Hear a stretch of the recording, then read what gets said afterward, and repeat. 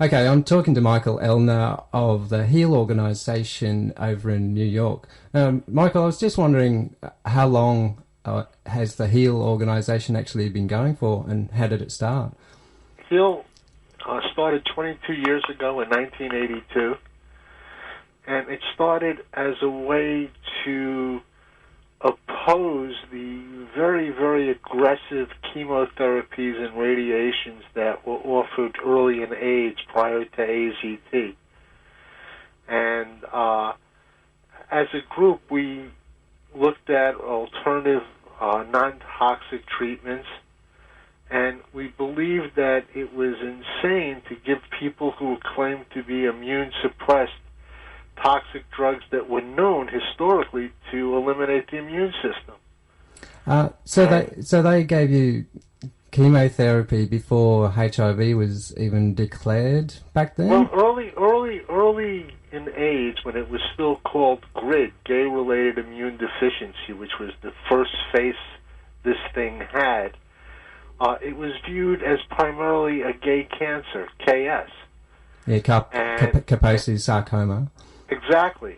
And the aggressive treatments were intense chemotherapy, experimental chemotherapies, and radiation in amounts that were mind-blowing.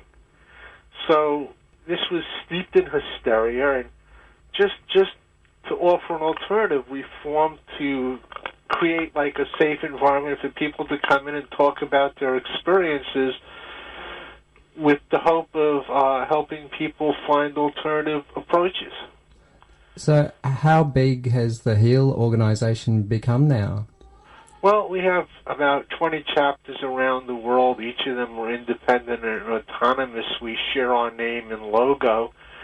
And we've probably, as a group, have had contact with about 100,000 people over the years, maybe And even more.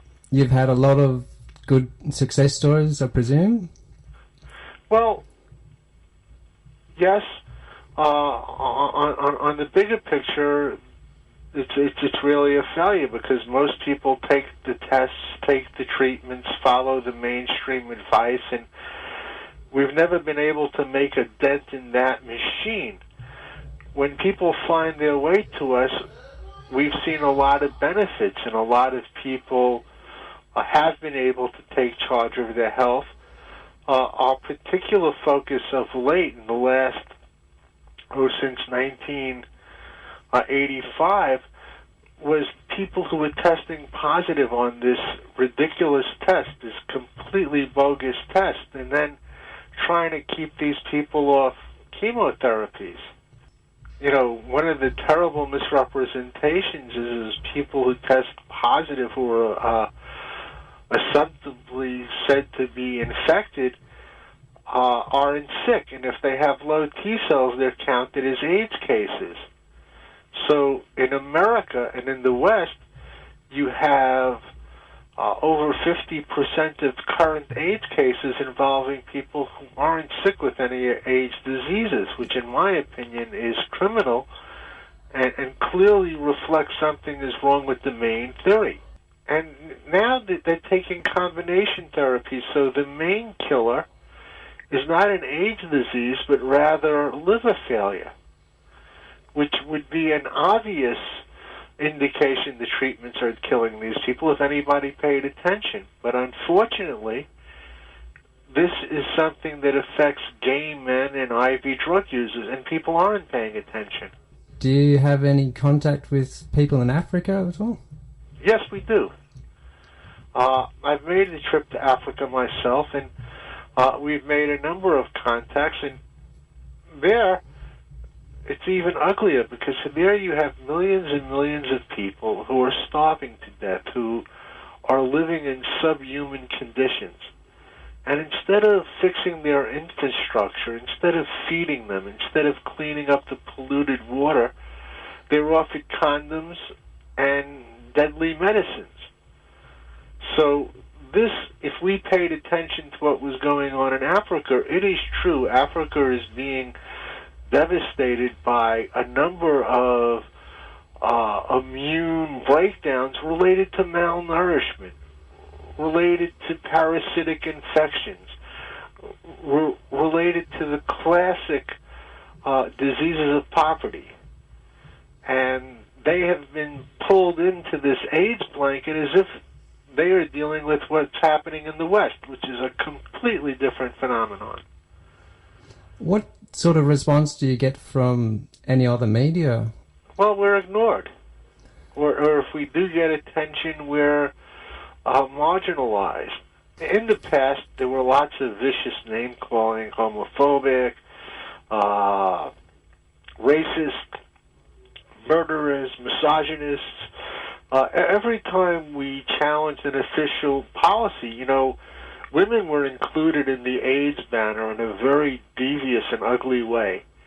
A woman who allegedly tests positive and who has cervical cancer is called an AIDS case. But you could find the identical cases of cervical cancer in women who don't have HIV. So you would think that a thinking person would say, why call it an AIDS case simply because the person tests positive? But that allowed the officials to create the impression that AIDS is affecting women. Now, many women were aware of this fraud and allowed it because women weren't getting as good medical care as men, and they figured, who cares what you call it as long as we get better medical care? But that medical care has been chemotherapies, which are killing these women. So they thought that, what's a little lie going to do, and that little lie is killing them. Are you aware of problems with things like pregnancy causing a HIV-positive test? We are, and we've taken the position as a group that every HIV-positive test is presumptive. And people have to understand what that means. And by presumptive, I mean there is no proof, absolutely no scientific proof anywhere on the planet that one person is infected with an HIV. These tests within their manufacturer's inserts, the package inserts of these tests, clearly indicate they do not prove infection. What sort of things are happening on the heel front? Well, we're hanging in there by the skin of our teeth trying to survive. We've been doing this for 22 years out of our own pockets. If you're a mainstream AIDS organization, there are millions of dollars in funding from the pharmaceutical industries or from the government. But if you're an independent organization and you challenge the official view, you can't use that funding in good conscience because it comes with strings.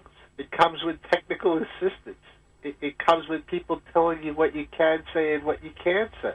So we are all volunteers. No one gets a salary, and our struggle is just paying to keep the phones on, just raising little bits of money to keep the internet website going, just trying to keep meetings happening. So for us, part of the struggle is just surviving as a not-for-profit organization. And that's not a pretty picture, and this is a particularly rough time. Okay, thanks.